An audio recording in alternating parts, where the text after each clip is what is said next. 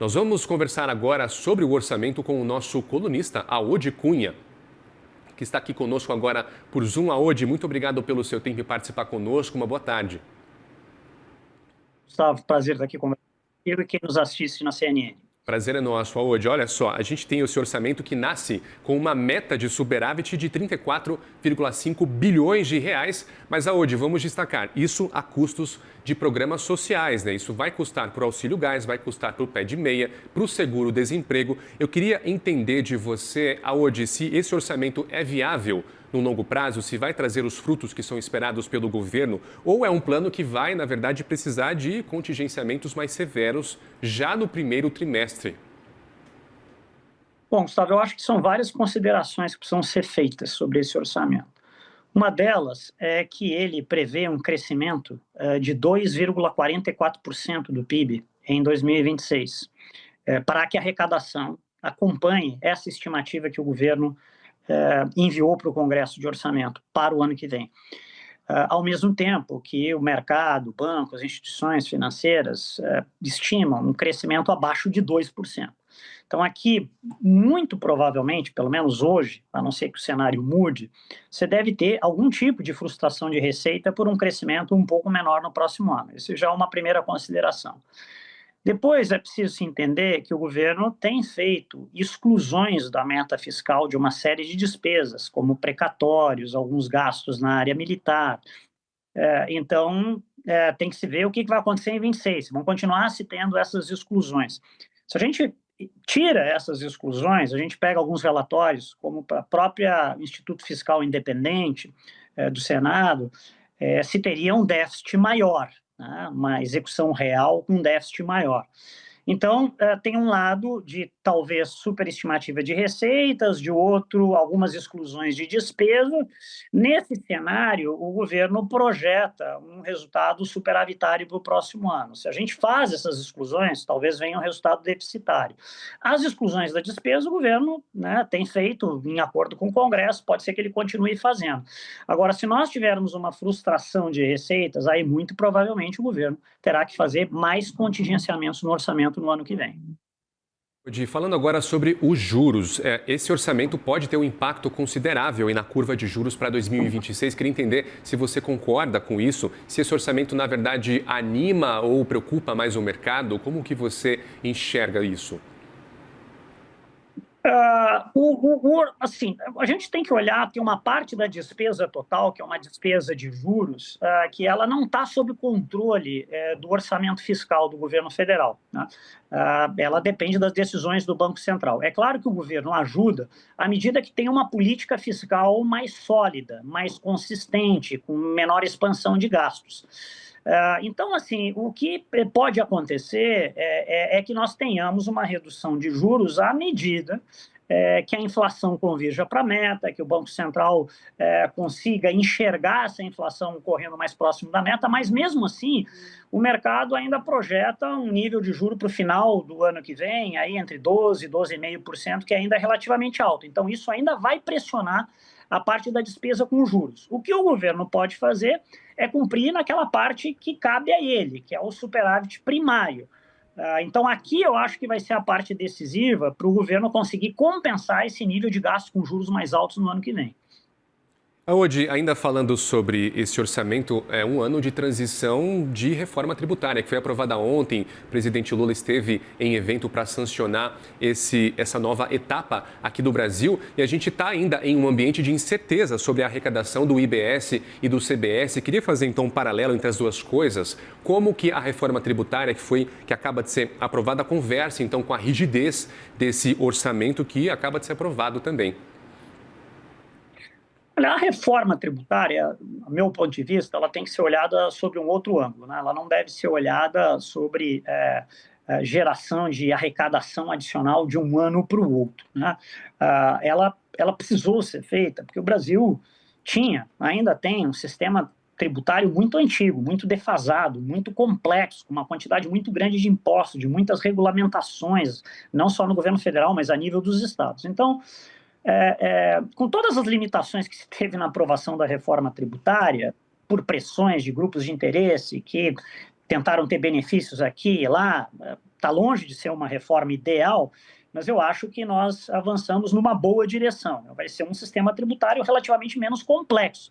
Agora, ele vai demorar essa transição, ela vai ser feita muito gradualmente.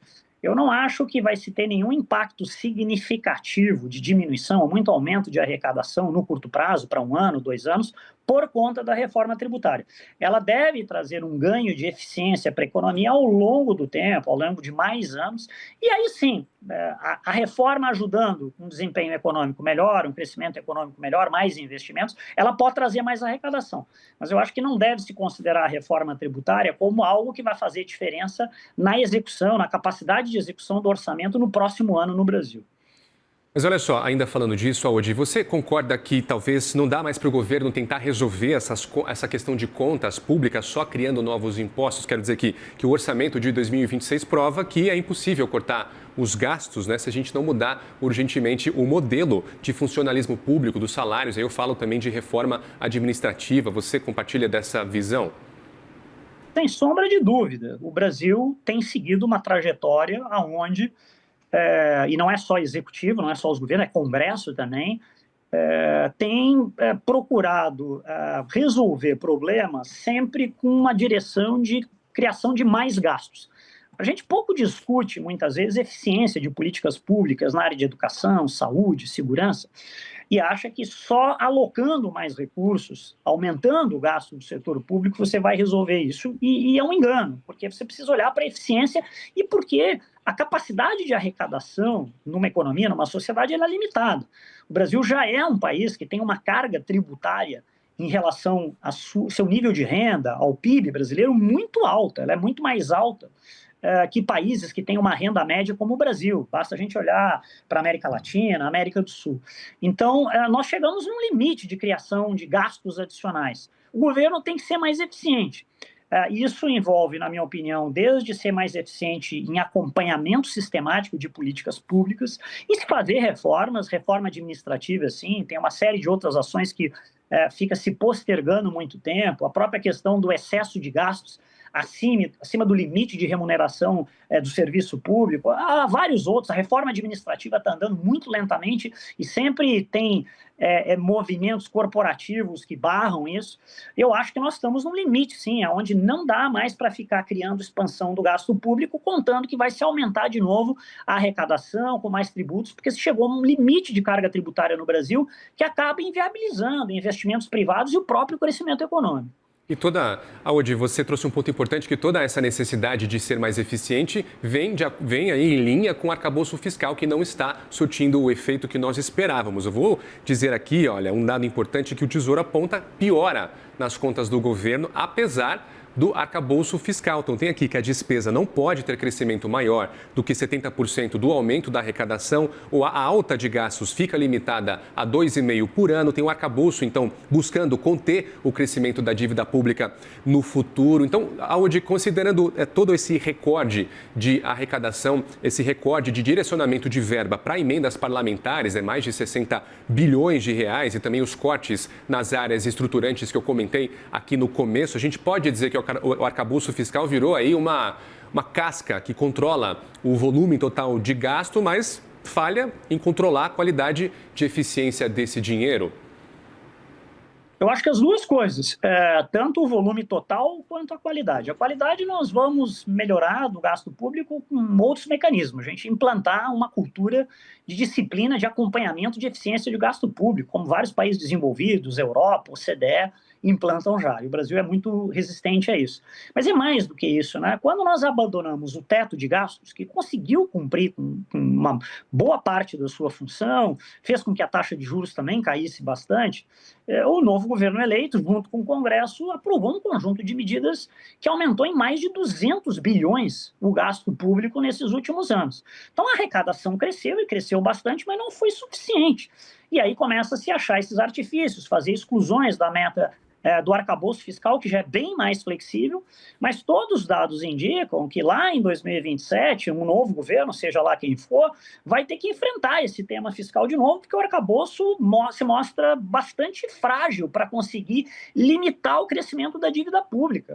A dívida pública, pelo próprio relatório recente, de 2 dias atrás do Tesouro Nacional, está com uma trajetória de crescimento já num nível alto, acima de 70%, vai para cima de 80% nos próximos anos, e é um nível muito alto de dívida pública para um país como o Brasil, de renda média como é o Brasil.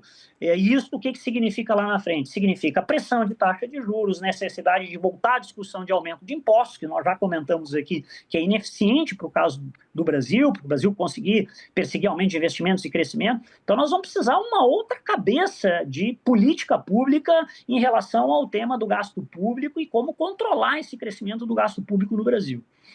Aí, conversamos com a Aode Cunha, nosso colunista aqui do CNN Money. Aode, sempre muito proveitoso conversar contigo aqui sobre esse assunto, principalmente que é bastante polêmico, que é a lei de orçamento anual, que está prevista para ser aprovada hoje. Muito obrigado pelo seu espaço aqui, Aode. Até uma próxima.